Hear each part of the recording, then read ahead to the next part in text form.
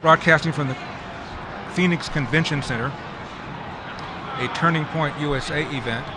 A number of speakers, Dr. Ben Carson among others, and number 47 will be speaking on Sunday. Now, just met a gentleman named DeAndre who said that I saved his life.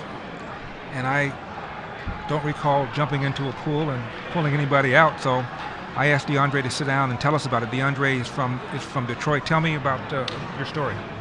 So basically, I moved out to Arizona from Detroit about 10 years ago. I've always had a conservative mindset. And of course, growing up in Detroit, you're a part of the Democrat slave plantation, unfortunately.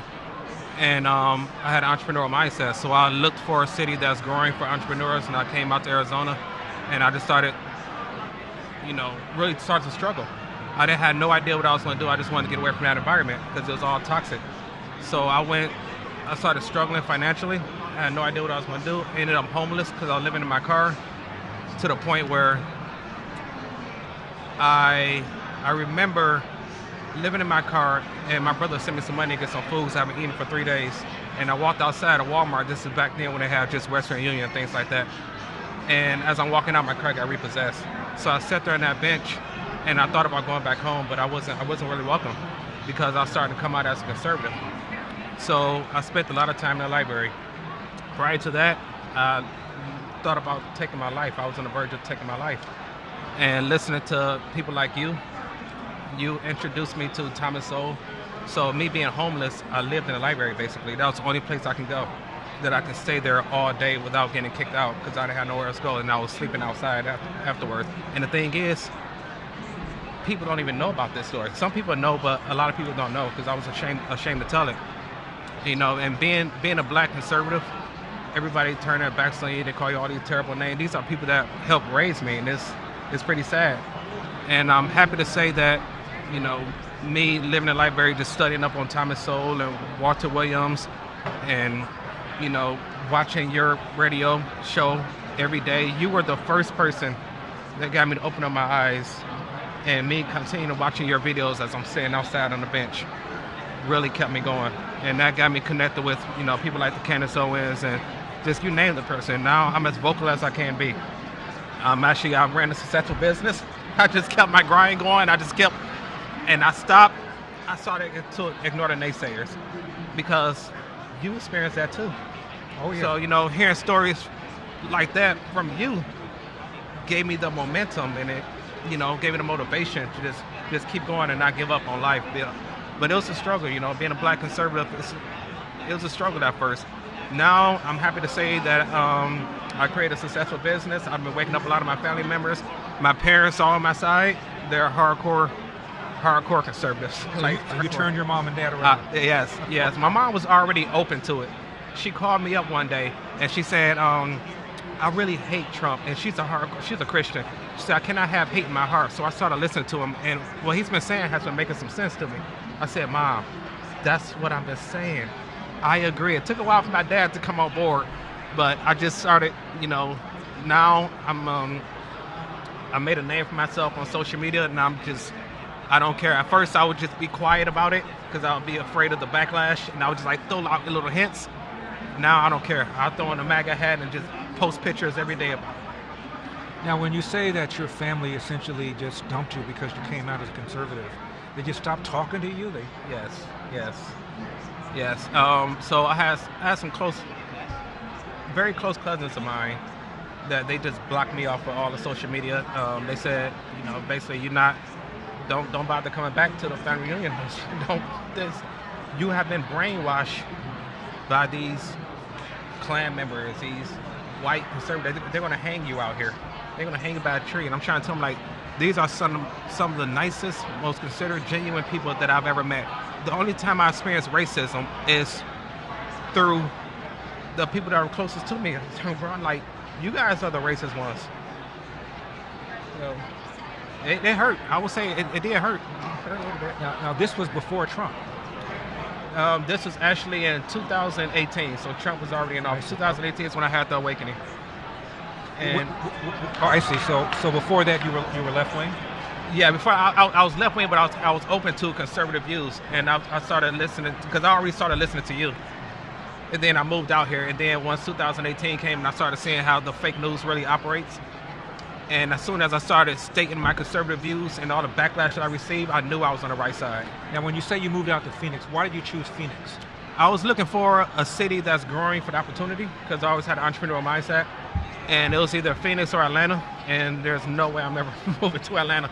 So I came out here, and I had no idea what I was going to do. I had no plan. It was either real estate or finance. I ended up in finance, and that's what actually got me on Thomas Sowell, not only with you, but I didn't realize that he was an economist. I just thought he was just a black servant leader. I wasn't really familiar with him. Now I sat in that library all day. I think Thomas Sowell written like 24 books. Closer to 40. Closer to 40? Closer to 40, man, well, I stand corrected. And he writes about 3 or 4 at the same time. Yes, I stand corrected. That's one guy I have not met that I would love to meet, but I read at least 20 of his books, and I still listen to his books when I'm falling asleep at night on Audible, just so I can get them all in. And yours as well. Like, you guys making a huge impact. Well, and you know Thomas Sowell used to be a Marxist. Yes. He was a communist. Right. And he used to tell me that he grew up in New York. Yep. He never met his parents. His parents died when he was very young. Wow. He was raised by family members in New York. And he said he would get on the bus and he would drive through parts of New York that were crappy and then see nice parts of New York. And he said, I couldn't understand how certain areas were bad and certain areas were good. It had to be people who were very wealthy, essentially exploiting people who were not wealthy. Yeah. And he believed that not just through high school or college, he believed that through graduate school. Yep. He was studying economics at the University of Chicago, and he was still a Marxist. And I asked him what changed it, and he said life. That's usually what it is, isn't it? That's usually what it is, because he was at Harvard, if I'm correct. He was, yes. And it's like, once you get out here, you start to experience, like you just said, you experience life, you start to, that's the awakening moment right there. I'm out here every day talking to people because I'm a part of, Blexit. Shout out to Blexit. So we do a lot of events. We do feet on the street, boots on the ground, and we just go out there. We interviewing people. We change out of mind. We focus on the 4 pillars. Being family oriented and also entrepreneurship, school of choice, things that matter to the black community that we tend to forget about because black people we're actually conservative. We just tend to forget about it due to the fact of the brainwashing when it comes down to the Democrat slave plantation. They always say all these negative things about the Republican Party, but in reality, the first Congress people, the first black people that's in the legislative branch were Republican. Yeah. DeAndre, it's amazing how the Democrats have stolen the narrative. Yes. Party of the Confederacy. Right. Party of slavery. Right. Party of Jim Crow. Party of KKK. Party of the KKK. Party of Dred Scott. Yep. Party of the Southern Manifesto. Yes. And now they're the party of the welfare state. And now they're the party that opposes a school choice. Yes, exactly. The Great Society Act is what ruined us. Yeah. LBJ is not the president for black people. He was forced to sign the Civil Rights Act. And I tell people this stuff all the time. He put in the Great Society Act. He made the single mother married to the government. And with the welfare state, that causes a mass destruction in the black community because it separates the black family.